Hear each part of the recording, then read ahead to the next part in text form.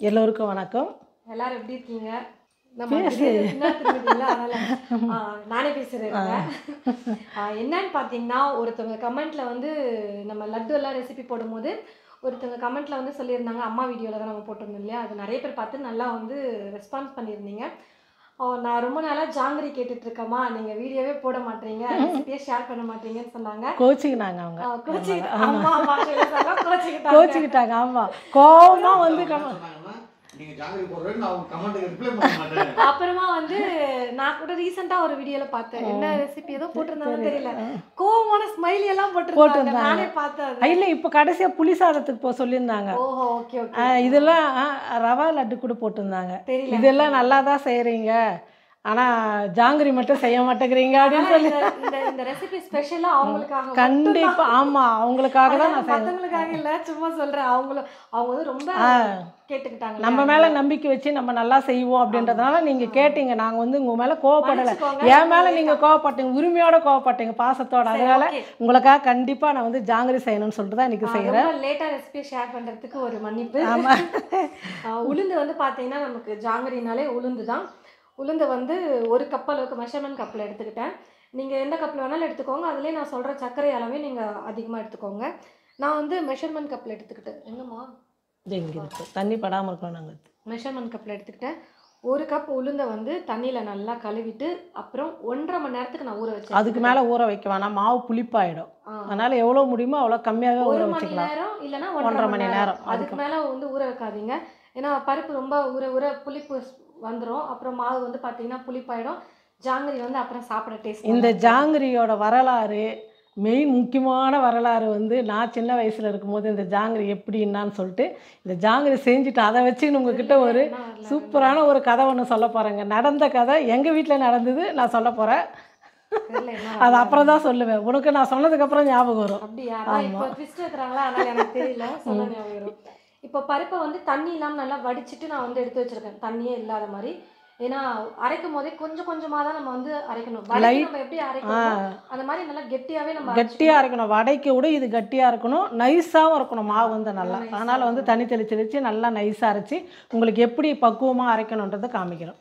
ஒரு 2 spoon 3 spoon அந்த மாதிரி தண்ணி சேர்த்து நல்லா கெட்டியாக நைஸாக அரைச்சிக்கலாம். நேற்று நான் தோசைக்கு அரைச்சினேன் அந்த மாதிரி. போண்டாக்கு பருப்பை வந்து நானே அரைச்சிக்கிறேமா, நீ அரைக்காதமா அப்படின்னு சொல்லிட்டேன் நான் முன்னாடியே.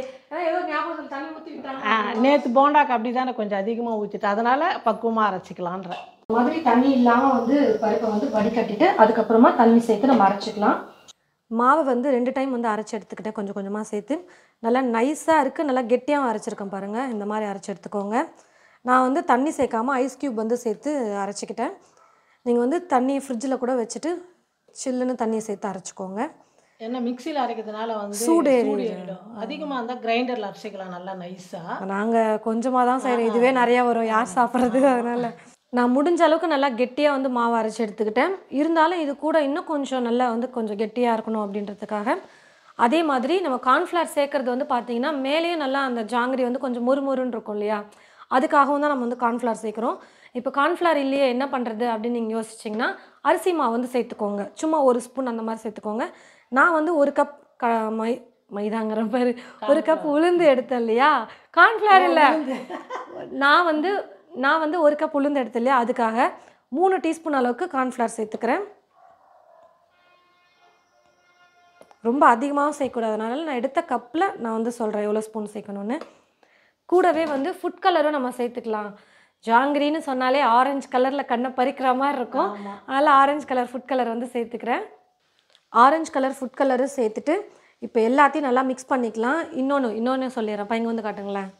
அதே மாதிரி நம்ம ஜாங்கிரிக்கு மாவை மிக்ஸ் பண்ணுறோன்னா இந்த மாதிரி இல்லை கச்சமுச்சா அந்த மாதிரிலாம் மிக்ஸ் பண்ணக்கூடாது. உங்களுக்கு எந்த பக்கம் வாட்டமாக இருக்கோ அதே பக்கம் கடைசி வரைக்கும் நீங்கள் மிக்ஸ் பண்ணணும்.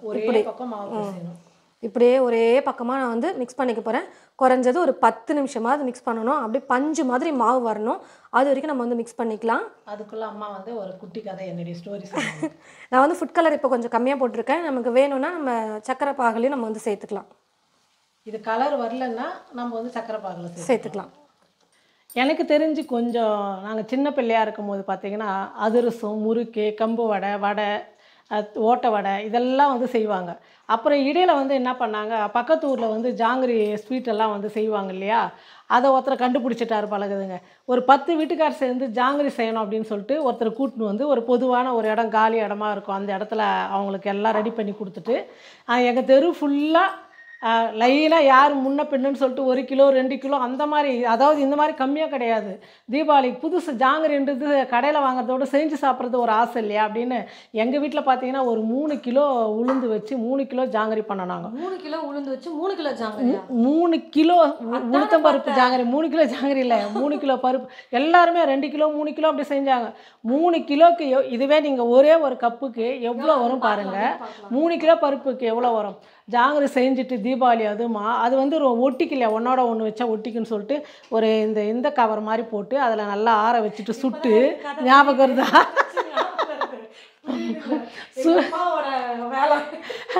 எல்லாம் வச்சுட்டு ஊருக்கு எடுத்துன்னு போயிட்டாங்க. எங்கள் அப்பாவை எங்கள் அம்மாவை என்னை வீட்டில் விட்டுட்டு என்னைய என் தங்கச்சியும் அவங்க வந்து ஊருக்கு பலகாரம் வந்து யாருமே பலகாரம் தர மாட்டாங்க. அப்பெல்லாம் எனக்கு தெரிஞ்ச எங்கள் ஊர்லலாம் வந்து சொந்தக்காரங்களாம் மாற்றி கொண்டு போய் ஒரு ட்ரம்மில் கொண்டு வந்து கொடுத்துட்டு. ஆமாம், ஊருங்களுக்கு எல்லாம் அக்கா தங்கச்சி பெரியம்மா பாட்டி வீடு அப்படின்னு எல்லாருக்கும் எடுத்து அவங்க எடுத்துன்னு வந்து கொடுப்பாங்க. ஆனால் எடுத்துன்னு வந்து கொடுக்குறாங்களா அவங்கக்கிட்டே திருப்பி கொடுக்க மாட்டாங்க, அது மரியாதை இருக்காதுன்னு சொல்லிட்டு மறுபடியும் இவங்க எடுத்துன்னு போவாங்க எல்லாத்தையும். அந்த மாதிரி போயிட்டாங்க. ஜாங்கிரி சுட்டு இந்த மாதிரி ஆளில் அடக்கி வச்ச 3 கிலோ பருப்பு ஜாங்கிரி எவ்வளோ இருக்கு. எனக்கு நான் என்ன பண்ணேன், எனக்கு அதனால தான் எனக்கு ஜாங்கிரினா ரொம்ப பிடிக்குமா என்னான்னு தெரியாது. ஒவ்வொரு விஷயத்துக்கு உங்களுக்கு ஜாங்கிரி பிடிச்சிருக்க கூடாது.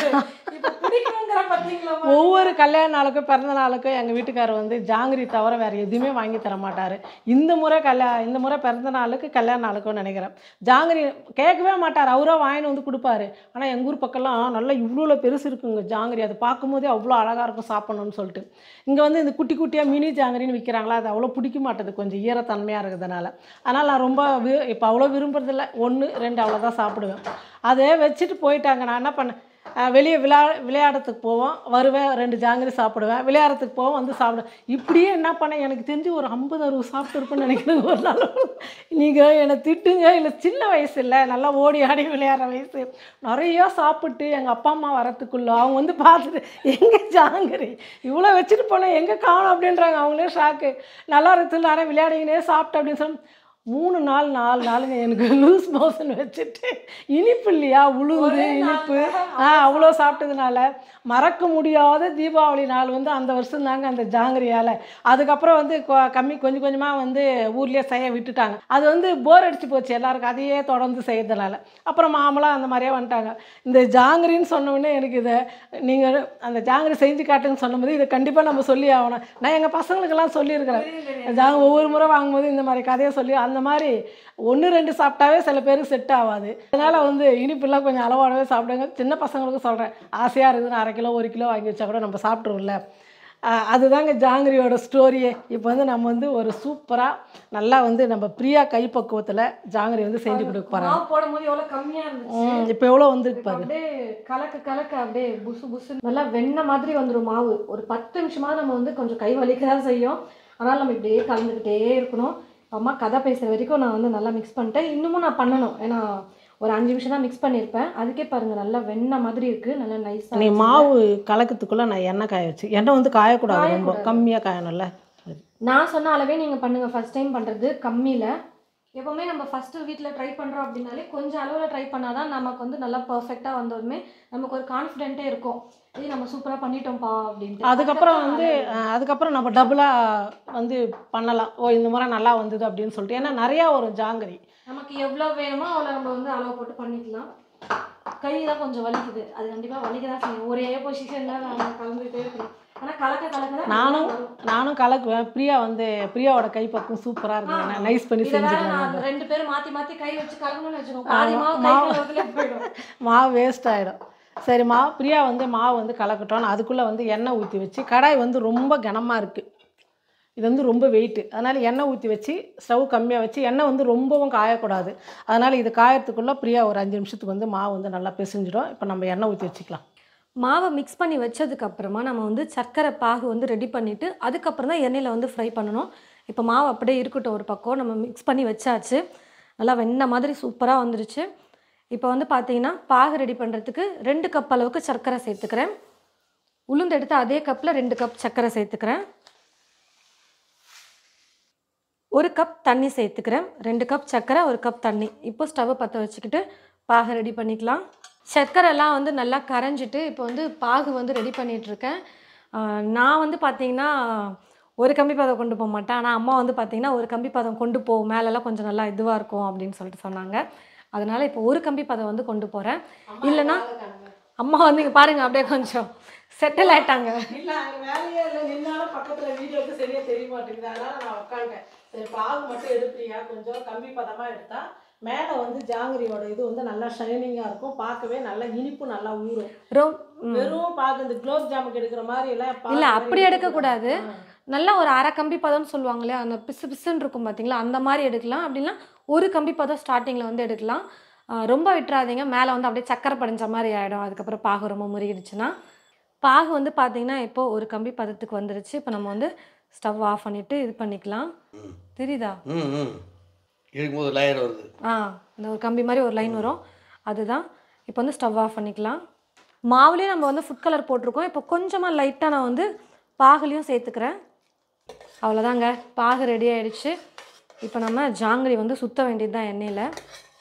இப்போது மாவு வந்து ஃபில் பண்ணிக்கலாம். நமக்கு வந்து ஜாங்கிரி சுற்றுறதுக்கு என்கிட்ட இந்த மாதிரி வந்து பைப்பிங் கவர் இருக்குது, யூஸ் பண்ணுற கவர், அதான் யூஸ் பண்ணுறேன். இது இல்லைன்னா நம்ம வந்து பால் கவர் இருக்குது பார்த்தீங்களா, அந்த பால் கவரில் வந்து நீங்கள் மாவு சேர்த்துட்டு ஓரத்தில் இந்த மூலையில் வந்து நீங்கள் கட் பண்ணிக்கோங்க. நான் கூட என்னோடய சேனலில் வந்து கொஞ்சம் ப்ரமோட் பண்ணிக்கிறேன். அதோட தெரியுமா, அந்த குட்டி வாட்டர் கேன் இருப்பாரு, அதில் ஓட்டை போட்டு மாவு அதில் ஃபில் பண்ணிவிட்டு அதில் வந்து போட்டு சுற்றுறாங்க. அந்த மாதிரிலாம் பண்ணுறாங்க. அது வந்து நான் பால் கவர்லேயே தான் நான் வந்து மாவு போட்டிருப்பேன். தமிழ் ஃபுட் மசாலா சேனலில் ஜாங்கிரி வீடியோ போட்டிருக்கேன், 3 வருஷத்துக்கு முன்னாடி போட்டிருக்கேன். அதில் வந்து பார்த்தீங்கன்னா நான் பால் கவர் வச்சு தான் நான் செஞ்சு காட்டியிருப்பேனே, ரொம்ப நல்லா வந்திருக்கும். வேணா வந்து அதுலேயும் போய் பாருங்கள். இல்லைனா இந்த மாதிரி கவர் வாங்கிக்கோங்க. இல்லை அப்பா சிரிக்கிறாரு. அதேதான், இந்த மாதிரி நான் வந்து மடித்து எடுத்து வச்சுட்டேங்க கவரில், கிளாஸில் வச்சுட்டேன். ஃபில் பண்ணுறதுக்கு கொஞ்சம் ஈஸியாக இருக்கும் அப்படின்னு ஃபில் பண்ணிக்கலாம். ஒரு ஸ்பூன் எடுத்து வச்சுட்டு நல்லா இந்த மாதிரி கொஞ்சம் கெட்டியாக இருக்கணும், அப்போ தான் நமக்கு வந்து புழியறதுக்கு கரெக்டாக இருக்கும். ரொம்ப தண்ணியாக உளுந்து மாவை அரைக்காமல் கொஞ்சம் கெட்டியாக அரைச்சிங்கன்னா அந்த 3 ஸ்பூன் கார்ன்ஃப்ளவரே உங்களுக்கு கரெக்டாக இருக்கும். அப்படின்லாம் 1 ஸ்பூன் 2 ஸ்பூன் எக்ஸ்ட்ரா சேர்க்குற மாதிரி இருக்கும். சூப்பராக இருக்குல்ல? ஆமாம். ஐயோ இது வேறு உள்ளே போகணும். ஃபஸ்ட்டு கட் பண்ணிக்கலாம். இங்கே வந்து கட் பண்ணிக்கலாம். ரொம்ப மொத்தமாக இருந்தால் அப்புறமா மினி ஜாங்கிரி தான் செய்கிற மாதிரி இருக்கும். கொஞ்சம் இது ஓகே தானம்மா? போதுமா? மொத்தமாகவே இருக்குது. முதல்ல ஜாங்கிரி உங்களுக்கு எவ்வளோ பெருசு வேணுமோ அந்த மாதிரி எடுத்துக்கிட்டு 2 சுற்று சுற்றிக்கோங்க இப்படி. அதுக்கப்புறமா அப்படியே ரவுண்ட் ரவுண்டாக அப்படியே சுற்றணும். கோலம் போடுற மாதிரி. ஆமாம், அவ்வளோதான். இப்படி இன்னும் கொஞ்சம் பெருசாக தட்டில் வந்து டெமோ காட்டுறதுக்கு இல்லை, நீங்கள் யாருமே வந்து ஃபஸ்ட்டு ஒரு டைம் வந்து நீங்கள் இந்த மாதிரி சுற்றி பார்த்துக்கோங்க. நான் எண்ணெயில் விடும்போது சுற்றுறேன். நம்ம வந்து பார்த்தீங்கன்னா இப்படி 2 சுற்று சுற்றிட்டு இப்படியே போகாமல் இப்படி அப்படியே பின்பக்கமாகவே அப்படியே நீங்கள் இப்படி சுற்றிட்டு வரும்போது கரெக்டாக இருக்கும் உங்களுக்கு. தெரியாது. எண்ணெய் வந்து ரொம்ப காயக்கூடாது, லைட்டாக தான் காஞ்சிருக்கணும். இப்போ வந்து கரெக்டான பதத்தில் எண்ணெய் காஞ்சிருக்கு. நான் வந்து இப்போது சுற்றி விட்டுக்கிறேன். அம்மாவுக்கு வந்து பெருசாக போடணுன்னாங்க, நான் ஃபஸ்ட்டு இப்போ சின்னதாகவே எடுத்துட்டேன்.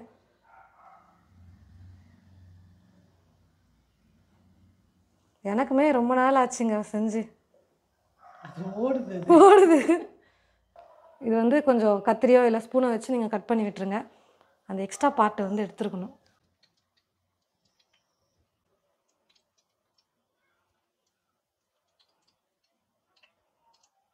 பொறுமையாக அப்படி சுற்றும் போது அழகாக ஊற்றுரும்.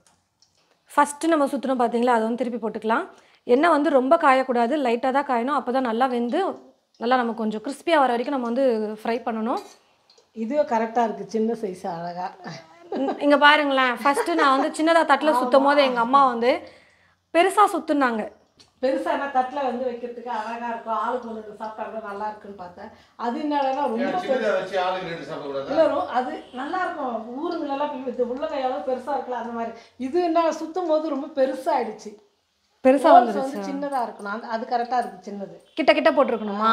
சரி விடுங்க, போட்டுருவோம். இப்போ அந்த மாதிரி சின்னதாக போட்டுக்கலாம் நம்ம. இது ரொம்ப பெரிய. இது நான் லட்டு செய்கிற மாதிரி நான் ஜாங்கிரி வந்து ரொம்ப ரேராக தான் செய்கிறோம். லட்டு வந்து ஃப்ரீக்வெண்ட்டாக செய்கிறதுனால அது வந்து இப்போ நமக்கு இதுவாயிடுச்சு. இது வந்து எப்பயோ செய்யறதுனால அந்த பக்குவம் இன்னும் கரெக்டாக அந்த சுற்றுறது வரமாட்டேங்குது. என்ன பண்ணுறது? நல்லா 2 பக்கமும் ஃப்ரை பண்ணிவிட்டு நல்லா கொஞ்சம் வெந்து நல்லா கொஞ்சம் கிறிஸ்பியாக வர மாதிரி வரும். அப்போ வந்து எடுத்துக்கலாம் நம்ம. இப்போ வந்து பார்த்தீங்கன்னா ஜாங்கிரி வந்து நல்லா வெந்து வந்துருச்சு. இப்போ நான் எடுத்துக்கிறேன். சாஃப்டாக இருக்கக்கூடாது, கொஞ்சம் நல்லா ஹார்டாக இருக்கணும். அப்போ தான் வெந்திருக்குன்னு அர்த்தம். சூடாகவே நம்ம எண்ணெயிலேருந்து பொரிச்சதுமே ஊற வச்சிடலாம். நல்லா ஊறட்டும். அதுக்குள்ளே இன்னொரு ரவுண்டு நான் வந்து போட்டு எடுத்துக்கிறேன். இங்கே வந்து பார்த்தீங்கன்னா கடைசி மாவு வந்து நம்ம வந்து ஜாங்கிரி வந்து சுட்டாச்சு. இதுதான் லாஸ்ட்டு மாவு. மீதி இருந்த கடைசி கொஞ்சம் இருந்தது அப்படியே குட்டியாக மினி ஜிலேபி மாதிரி சுற்றி விட்டாச்சு. ஒரு சூப்பரான கடையில் விற்கிற மாதிரி நம்ம பிரியா கைப்பக்குவம் நல்லா ஜாங்கிரி வந்து சுற்றி முடிச்சிட்டாங்க. ஜீராவில் போட்டு கடைசியாக எடுத்துட்டா ஜாங்கிரி வந்து முடிஞ்சு போச்சு. ஆனால் ஜாங்கிரி எல்லாம் நம்ம சுத்த தாங்க பழகும். ஆமாம், அதெல்லாம் உண்மைதான். ஆமாம், நானே நிறையா கோணல் மாடலா இந்த ஜிலேபி சுடுற மாதிரி எழுதுறேன்னு கேட்பாங்க பார்த்தீங்களா? அந்த மாதிரி. ஆமாம், ஆனால் நீங்களும் செய்யறவங்க வந்து நமக்கு ஜிலேபி வரலையே, அதாவது அந்த டிசைன் வரலையேன்னு கவலைப்படாதீங்க. டேஸ்ட் அட்டகாசமாக இருக்கும். அதுதான் நமக்கு டேஸ்ட்டு தான் முக்கியம். ஏன்னா எங்கள் அம்மா ஊற வச்சு எங்கள் அம்மாவே சாப்பிட்டுட்டு இருக்கிறாங்க. இங்கே செய்ய அந்த டிசைன் வரும் உங்களுக்கும். அதையும் சொல்லிவிடு. ஆமாம், செய்ய வரும். இங்கே பாருங்கள், என் வேலை வந்து பிரியா எடுத்து போட்டுச்சுன்னா நான் ஜீராவில் போட்டு ஏன்னா லாஸ்ட் ஆக கொஞ்சமாக தான் இருக்கும் இல்லையா, அது போட்டு திருப்பி நல்லா ஊற வச்சு எடுத்துனுக்குறாங்க. நல்லா ஒரு 2லேருந்து 5 நிமிஷம் வரைக்கும் நல்லா வந்து ஊற வச்சு எடுங்க. திருப்பி போட்டீங்கன்னா நல்லா ஊறிடும் உள்ள. சாப்பிட்றதுக்கு நல்லா டேஸ்ட்டாக சூப்பராக இருக்கும். ஜிலேபி ஜாங்கிரி ஜிலேபி ஒரு நாளைக்கு செய்யலாம். இது ஜாங்கிரி. இது ஆனால் இந்த பக்கம்லாம் கொஞ்சம் ஜிலேபி தான் சொல்கிறாங்க. ஜாங்கிரி வேற, ஜிலேபி வேற பிரியா. ஜிலேபி கொஞ்சம் புளிப்பா இருக்கும். அதுதான் ஜிலேபி. ஆனா இந்த ஊர் பக்கம் ஜிலேபின்னு தான் சொல்றாங்க. இது ஜாங்கிரிங்கறாங்க. சரி, நமக்கு ஜாங்கிரி அவ்வளவுதான். ஜாங்கிரி சுட்டாச்சு. ஒரு சிலது ஷேப் வந்து வரல. ஏன்னா சுத்த கடாயில ஒரு பக்கம் ஓடுது. அந்த ரவுண்டு அந்த இந்த மாதிரி பண்ணுவோம் பாத்தீங்களா, அந்த பூவா இருக்கும் பாத்தீங்களா பிரியா. இது கூட யாரு பிரியா, நம்ம ஒரு சிலது 3 வருஷத்துக்கு முன்னே செஞ்சது இப்போ செய்யறோம் மறுபடியும். அதனால வந்து இது ஒன்றும் குறையே இல்லை, சூப்பரா இருக்கு. இப்போ இது வந்து மினி ஜாங்கிரி ஒன்று கொஞ்சம் அப்படியே சுத்தி விட்டோம் நாங்க. குட்டியா பண்ணது. அதுக்கு முன்னாடியே ஒரு 4-5 குட்டியா இருந்ததுங்களா, சாப்பிட்ட நல்லா இருந்தது. நல்லா இருக்கலாமா? இனிப்பெல்லாம் கரெக்டாக இருக்கு. ஜீராலாம் நல்லா ஊறி இருக்கு, நல்லா இருக்கு. ஃபுட் கலர் வந்து நீங்கள் நிறையா போட்டுக்கிட்டிங்கன்னா கடையில் வைக்கிற மாதிரி டார்க்காக இருக்கும். ஆமாம், கொஞ்சம் கம்மியாக போட்டுக்கிட்டிங்கன்னா கொஞ்சம் லைட் கலராக. இதுதாங்க கரெக்டாக இருக்குது. கடையில் பாருங்கள் ரெட் கலர் மாதிரி தெரியும். வேணாம், இது நமக்கு வந்து சாப்பிட்றதுக்கு வீட்டில் செய்யறதுக்கு கொஞ்சம் கம்மியாக போட்டுக்கலாம். நம்ம இனிப்பு எல்லாமே வந்து கரெக்டாக இருக்குது. நீங்கள் இதே மாதிரி வந்து செஞ்சு பாருங்கள், ரொம்ப சூப்பராக இருக்கும். ட்ரை பண்ணி பார்த்துட்டு எப்படி இருந்ததுன்னு சொல்லுங்கள். நல்லா வந்து ஜூஸியாக நல்லா ஊறி இருக்குது. நல்லா ஜீராவில் போட்டு நான் வந்து பிரியா செய்யும் போதே நான் ஜீராவில் போட்டு நல்லா திருப்பி போட்டு ஒரு 5 நிமிஷம் 7 நிமிஷம் அப்படி புட்டு எடுத்தனால நல்லா ஜீராவும் ஊறி இருக்குது. பாகம் வந்து கரெக்டாக எடுத்ததுனால சக்கரை எதுவுமே கட்டாது, ரொம்ப அருமையாக இருக்கும். நீங்களும் இதே மாதிரி உங்கள் வீட்டில் வந்து ஜாங்கிரி செஞ்சு பாருங்கள். ஜாங்கிரி கேட்டு கோவமாக கமெண்ட் பண்ணுங்கள். இதை பார்த்தோன்னே சந்தோஷமாக ஆகிட்டுருப்பீங்க. பார்த்துட்டு உடனே நீங்கள் கமெண்ட் பண்ணுறீங்க. இனிமேல் அம்மா கமெண்ட் பண்ணுறேங்க, எல்லாம் அம்மாவுக்கு தூக்கமே வராது. ஆமாம், அவங்க கப் தான் போட்டிருந்தோம். ஆனால் அதுக்கு எவ்வளோ வந்திருக்கு பாருங்க. இது உனக்கு வெயிட் போட்டால் 1 கிலோவுக்கு மேலே வரும் பிரியா. 1 கிலோ வரும். 1 கிலோ வரும், தாராளமாக ஒரு 1 கிலோ. ஒரே ஒரு கப் தான், அது 250 மில்லி அளவுள்ள கப்பில். ட்ரை பண்ணி பார்த்துட்டு எப்படி இருந்ததுன்னு சொல்லுங்கள். நீங்களும் இதே மாதிரி சூப்பராக நம்ம வீட்லேயே இந்த மாதிரி வந்து 1 கப்பு உளுந்து வச்சு அருமையான ஒரு ஜாங்கிரி செஞ்சு பாருங்கள். செஞ்சு பார்த்துட்டு எப்படி இருக்குன்னு சொல்லிட்டு மறக்காமல் கமெண்ட் பண்ணுங்கள், ஷேர் பண்ணுங்கள். எனக்கு ஜாங்கிரி பைத்தியங்க. நான் ஜாங்கிரினா தான் எனக்கு பிடிக்கும். மற்ற ஸ்வீட்லாம் கம்மியாக தான் சாப்பிடுவேன் நான். நிறையா சாப்பிட்டாமோ ஜாங்கிரினா இந்த வருஷமே எங்கள் வீட்டுக்காரர் வாங்கின்னு வரல. அதுக்கே கோச்சிக்கினேன். என்ன கேட்டார், வாங்கின்னு வரட்டுமான்னு கேட்டார். அதனால் நான் வேணாம், கேட்டு வாங்கின்னு வரக்கூடாது, எப்போவே சஸ்பென்ஸாக வாங்கின்னு வந்து கொடுப்பாரு. அதனால் வேணான்னு சொல்லிட்டு இன்றைக்கி வந்து நானும் என் பொண்ணு சேர்ந்து ஒரு அருமையான ஜாங்கிரி செஞ்சிட்டோம். நீங்களும் இதே மாதிரி செஞ்சு பார்த்துட்டு எப்படி இருக்குன்னு சொல்லிட்டு மறக்காமல் கமெண்ட் பண்ணுங்கள், ஷேர் பண்ணுங்கள். நன்றி.